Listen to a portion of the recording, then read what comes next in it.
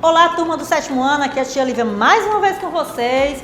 Hoje nós vamos falar sobre figuras de linguagem. Existem várias figuras de linguagem, mas nós vamos falar sobre 3, bem simples, bem conhecidas, com certeza você já conhece, né?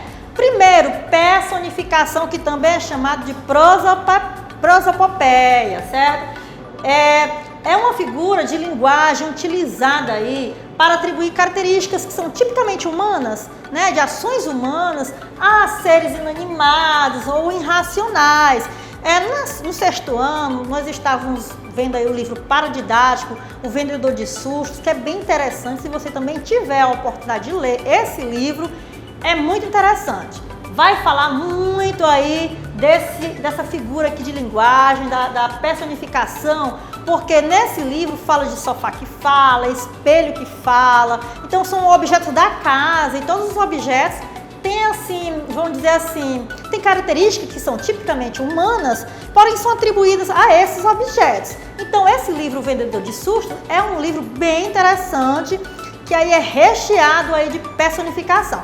Lembrando que a personificação também é muito comum aí, utilizado, né? Está sempre, na verdade, nas fábulas, vamos dizer assim, né? As fábulas sempre trazem aí essa figura de linguagem, certo? No livro de vocês, vou pegar aqui para vocês dar uma olhada. Na página 17, vocês vão ver que existe aqui um poema, As Formigas, né? E essa história, quem que nunca ouviu falar, né? Da formiga e da cigarra? Então, assim, ó, tem uma parte aqui que está em negrito que diz, né? São as cigarras cantando, vão as formigas prudentes trabalhando. Então, são características de ações humanas, mas são aí atribuídas a esses insetos, né? Então, é isso, gente, é animais, você vai ver muito em fábula. Esse poema aqui explica bem, certo? Depois vocês vão fazer atividade que com certeza vai fixar melhor o assunto, certo? A figura de linguagem ela é bem utilizada nesse tipo de texto, certo? E aí, gente, eu quero falar também sobre essa outra figura de linguagem, que é a comparação. Como o nome já diz aí, você vai comparar dois elementos, certo? Então é o seguinte, ocorre quando é estabelecida uma aproximação de dois elementos, certo? Tem que ter esses dois elementos aí de aproximação. Onde existe aí uma semelhança. Então, vai ser a fim de realçar aí uma qualidade do primeiro elemento, ou seja, tem que ter aí dois elementos, certo? Esses dois elementos precisam ter essa semelhança, vão ser comparados. Sempre vai ter palavras como, qual, que, do que, tipo, a vida é tão doce como o mel, ou a vida é mais doce que o mel, ou a vida é tão amarga ou tão azeda como o limão. Existe essas palavras como, né? Fulano é tão inteligente como um cicrano. Você faz essa comparação, né, de semelhança aí, e existem essas palavrinhas. Mas aí nós temos a metáfora, que é um pouco parecida. Qual é que vai ser a diferença? Vamos ver.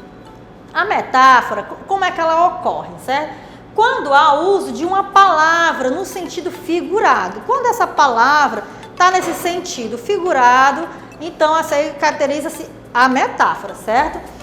Substituindo outra em uma relação de semelhança. Vai substituir uma outra palavra, ou seja, existem dois elementos aí que são comparados, só que um tem essa linguagem figurada, certo? Então tem que ter essa semelhança entre elas, certo? É uma comparação, mas sem a presença daquelas palavrinhas que tem lá na comparação, ou seja, como, do que, não vai existir aqui na metáfora, certo? O exemplo, eu vou dar até um exemplo que eu falei aqui na comparação para vocês entenderem. Se na comparação eu digo, a vida é tão azeda como um limão, eu usei essa palavrinha como um limão, já na metáfora a gente vai excluir essa palavra. A vida é como um limão, certo? A vida é doce como mel, seria a comparação. A vida é como mel. Então, assim, eu excluo essas palavrinhas do que, como, que existe na comparação. Bem simples, não é verdade? Então, gente, vocês vão fazer o quê? vocês vão ler página 17, certo? Esse poema que eu acabei de falar. Nós temos aqui algumas atividades, que eu gostaria que vocês respondessem essas atividades.